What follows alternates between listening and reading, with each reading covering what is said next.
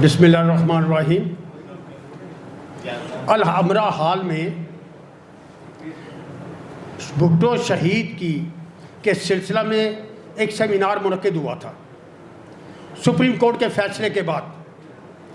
وہاں مختلف مقررین نے خطاب کیا۔ اس میں ایک ایسی شخصیت جس نے اس موقع پر کہا کہ سپریم کورٹ کے فیصلے کے بعد آج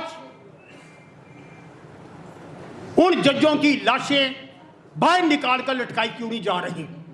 ضیاء الحق کی قبر یہاں کیوں ہے؟ میری مراد، اس شخصیت سے میری مراد پاکستان کے مایہ ناز کالم نگار، فخر صحافت، شیر صحافت، میر صحافت، قائد صحافت، غیر جانبدار، جرأت مند، صحافت کے امین، قابل فخر، قابل احترام محترم جناب سہیل وڑائچ صاحب سے ہے کہ وہ آئیں اور اپنے خیالات کا اظہار فرمائیں۔ سہیل وڑائچ صاحب۔ اس لیے معذرت خواہ سارے جانے پہچانے چہرے، وہ لوگ جن کے ساتھ ہم نے زندگی کے سفر کے اونچ نیچ دیکھی، وہ سارے یہاں بیٹھے ہیں۔ اور سینیٹر صاحب ہمارے دور سے رہنما رہے۔ جب میں کراچی گیا تو ان سے ملا تو ہمیں ان کے کارناموں کا پتہ ہے۔ ان کو کراچی میں استاد کہا جاتا ہے، لیکن میرا خیال ہے یہ پورے پاکستان کے استاد ہیں، تو لاہور والوں کے بھی آپ ہی استاد ہیں۔ اور جاوید اقبال صاحب سے بھی میرا اس زمانے سے تعلق ہے جب میں نے صحافت نئی شروع کی تھی۔ ساجدہ میر صاحب، تنویر بٹ صاحب، سہیل ملک صاحب، جہانگیر بدر صاحب، سارے وہ چہرے ارد گرد نظر آ رہے ہیں جن کے ساتھ ہم نے گرو کیا ہے۔ تو آج میں بڑی اہم کوئی باتیں کرنا چاہتا ہوں بے نظیر بھٹو کے قتل پہ، جو آج تک آپ نے نہ سنی ہوں گی، نہ ان کے نام سنے ہوں گے کہ وہ کون لوگ ہیں اور کیسے ان کو میں بے نقاب کرتا ہوں۔ یہ لکھا میں نے اس لیے بھی ہے کہ بعض اوقات جب آپ تقریر کرتے ہیں تو آپ کے جو الفاظ ہیں ان میں کچھ لغزش آ جاتی ہے، تو یہ بڑا سوچ سمجھ کے لکھا ہے کہ کتنا لکھنا ہے اور کتنا نہیں لکھنا۔ تو میرے اس تحریر کا عنوان ہے بے نظیر کے خون میں لتھڑے ہاتھ۔ بے نظیر بھٹو کے خون میں لتھڑے ہاتھ۔ ہر خون ناحق کی سزا دینا ریاست پر فرض ہوتا ہے، اور جو ریاست اپنی سب سے مقبول لیڈر بے نظیر بھٹو کے قتل ناحق کی براہ راست یا بالواسطہ ذمہ داروں کو ان کے منطقی انجام تک نہیں پہنچا سکی، اسے نرم سے نرم الفاظ میں بھائی جان اب تو کچھ سیکھ لیں بھائی، آرام سے بعد میں کر لیں نا، یا پھر آپ پہلے مل لیں۔ ریاست کی سب سے مقبول لیڈر بے نظیر بھٹو کے ناحق قتل کے براہ راست یا بالواسطہ ذمہ داروں کو ان کے منطقی انجام تک نہیں پہنچا سکی، اسے نرم سے نرم الفاظ میں کمزور اور مصلحت پسند ریاست کہنا چاہیے،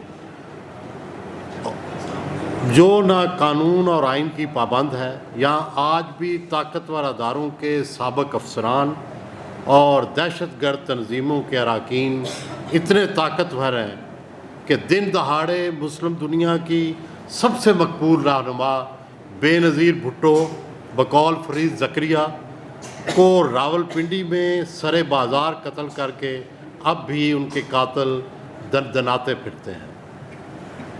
گو القاعدہ اور طالبان کے وہ بڑے نام جو اس قتل کی سازش میں براہ راست اور بالواسطہ شریک تھے، وہ سب ایک ایک کر کے امریکی ڈرون حملوں میں دوسرے جہان پہنچ چکے ہیں، مگر اب بھی کئی سہولت کاروں کی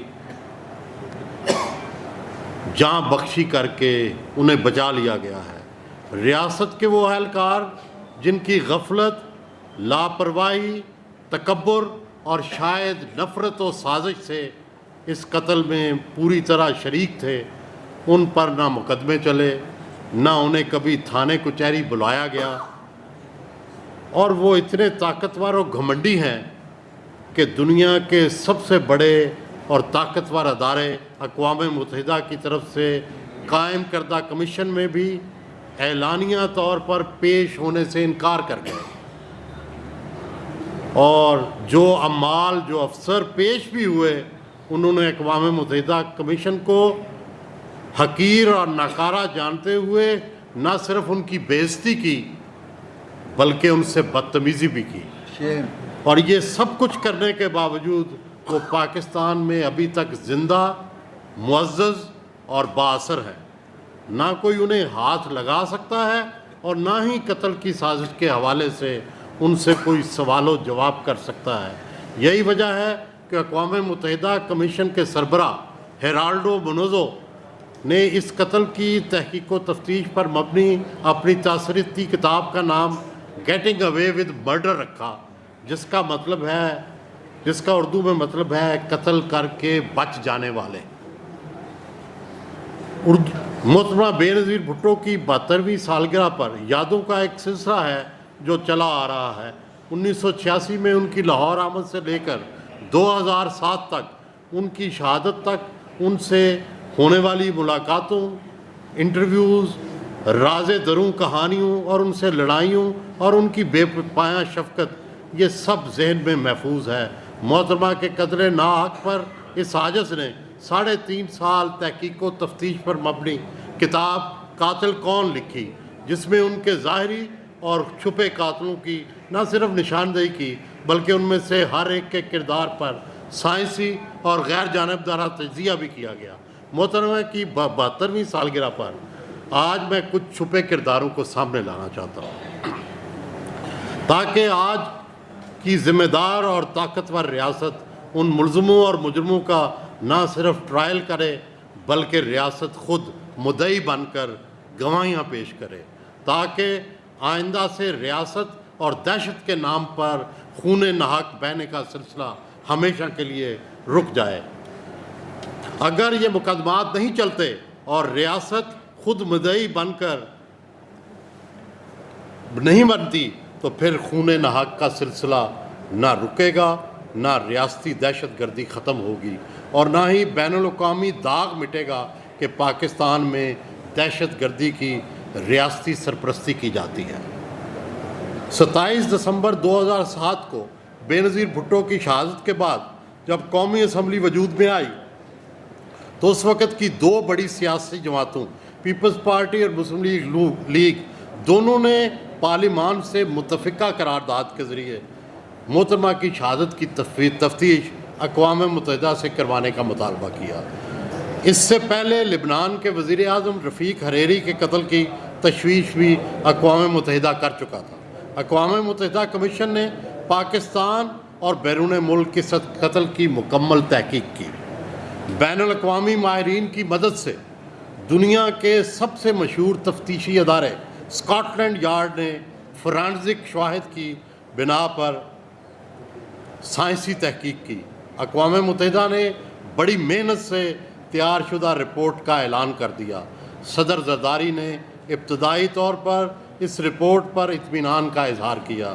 اقوام متحدہ کمیشن رپورٹ میں جہاں طالبان اور القاعدہ کے ناموں کی نشاندہی کی گئی تھی، وہاں ایک میجر جنرل سمیت فوجی اہلکاروں اور ایک DIG سمیت پولیس اہلکاروں کے خلاف مقدمات چلانے کی سفارش بھی کی گئی تھی۔ جب فوج اور پولیس کے حاضر سروس اہلکاروں کے نام سامنے آئے تو اس وقت کے chief of army staff general Ashfaq Parvez Kayani کا ماتھا ٹھنکا۔ اس وقت گڈ طالبان اور بیڈ طالبان کا دور تھا، میمو گیٹ آنے والا تھا۔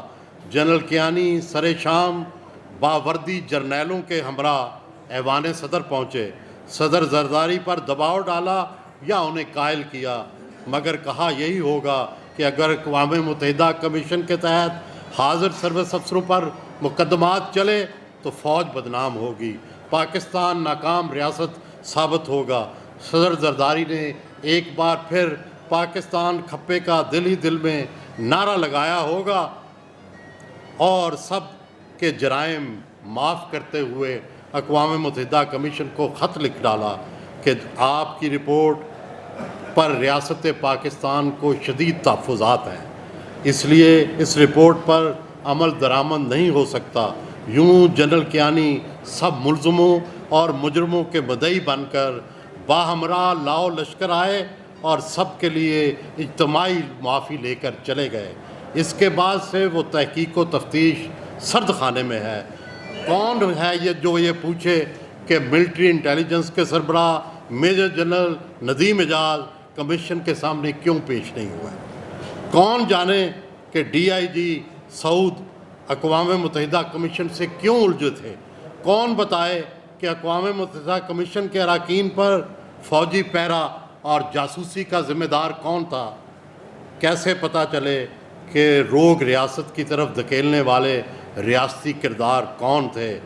بے نظیر بھٹو پر فائر کرنے والا سعید عرف بلال تو وہیں ہلاک ہو گیا، اسے وہاں لانے والے حسنین اور رفاقت جیل میں ہیں، وہ دو مشکوک افراد جو کسی ایجنسی اور طالبان کے مشترکہ ایجنٹ تھے، نصر اللہ عرف احمد اور قاری نادر عرف اسماعیل، پراسرار فوجی مقابلے میں مارے گئے۔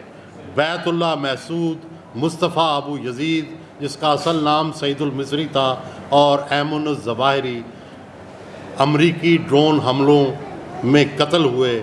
براہ راست ملوث لوگ تو مارے گئے، بالواسطہ لوگ ریاست پاکستان کے پیچھے چھپے ہوئے ہیں۔ ان کا کھلا مقدمہ چلنا چاہیے اور انہیں سامنے آ کر مقابلہ کرنا چاہیے اگر وہ واقعی بے گناہ ہیں، وگرنہ قتل کی معافی نہیں ہونی چاہیے، وگرنہ یہ معاملات اسی طرح